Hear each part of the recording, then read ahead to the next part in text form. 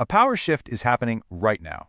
It's not happening with a bang, but with a series of quiet, deliberate moves that are completely reshaping the world as we know it.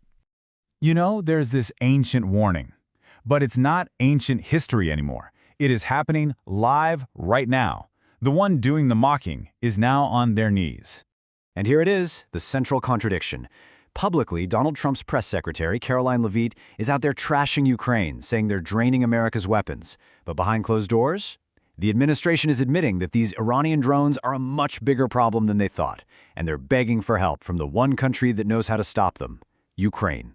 But President Volodymyr Zelensky's answer isn't a simple yes. Oh no, it is a masterclass in using leverage. He sets a condition.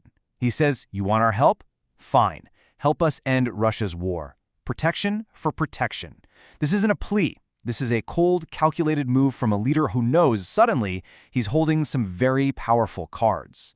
So which one is it? On camera, you have Caroline Leavitt telling everyone America has these secret weapon stockpiles that were stronger than ever. But in private, that same government is asking to be rescued.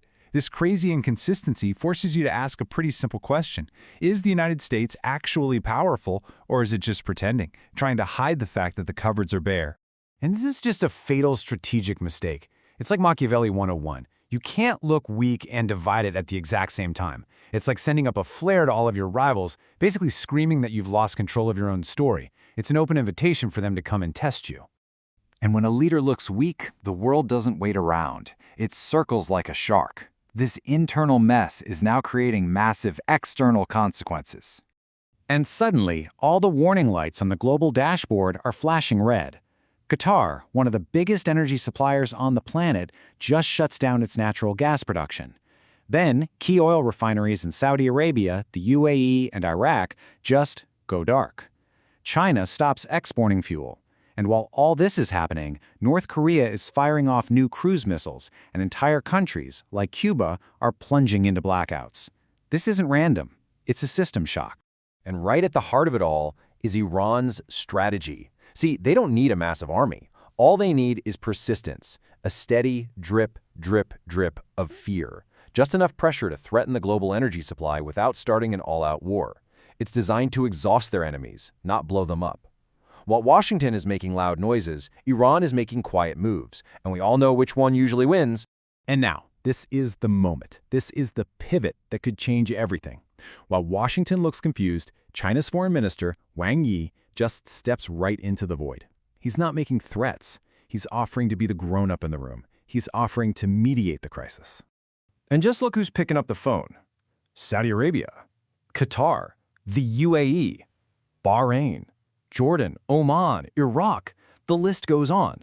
For decades, if you had a problem in the Middle East, you called Washington. This right here shows that entire system is shifting, quietly but very, very decisively. And that's really what it comes down to. Power isn't just about having the most missiles. It's about who people trust to fix things. It's who you run to when the world is on fire. And at this very moment, they are not running to Washington. This change isn't just about phone calls. It's creating deep structural cracks in the global order. It's pushing old alliances right to the breaking point.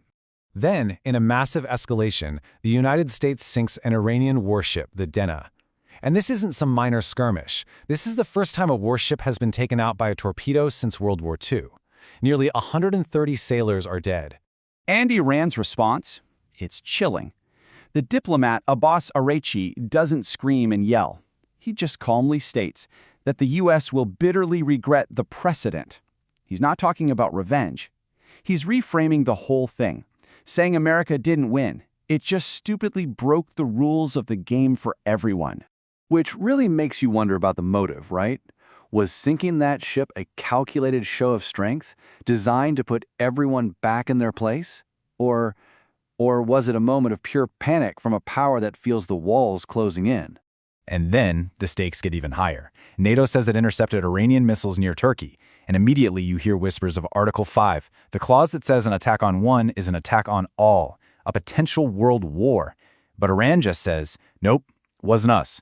In a world where nobody trusts anyone anymore, who do you even believe? It's not just a fight with weapons, it's a war over reality itself. And this feeling is spreading. Prime Minister Mark Carney basically says it out loud. He says that when the global rules, the alliances you built your entire country around, when they can't protect you anymore, you really only have one choice left. And that choice has a name: strategic autonomy. It's not just some buzzword. It's the moment the world starts to break apart. It's when every nation stops trusting its neighbors and quietly starts hoarding its own food, its own fuel, its own weapons, preparing to survive all alone. So, where is all of this headed? Because this level of instability can't last. The world is being forced down one of three pretty terrifying paths. Path 1 is force. The U.S. doubles down, escalates everything, and tries to force everyone back in line, risking a much bigger war. Path 2 is mediation. China steps in, actually makes peace, and becomes the new power broker, while America just fades. And Path 3 is a long, ugly stalemate. A slow-burn conflict that just bleeds everyone dry. And notice something? None of those paths lead back to the world we used to know.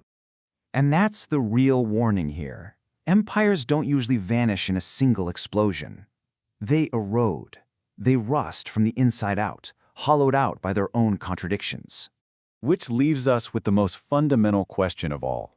Is the United States the one controlling the storm, directing the chaos to its own advantage? Or has it just become another piece on the board, reacting, trapped inside a storm that's way bigger than it is?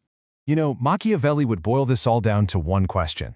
Who looks inevitable? Because in the great game of power, the side that seems to have momentum on its side, the side that looks like it's the future, often wins before the last battle is even fought.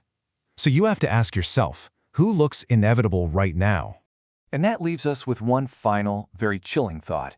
Is all of this just chaos? Just random noise and confusion? Or are we actually watching the very first, very deliberate chapter of a new world order being written right before our eyes?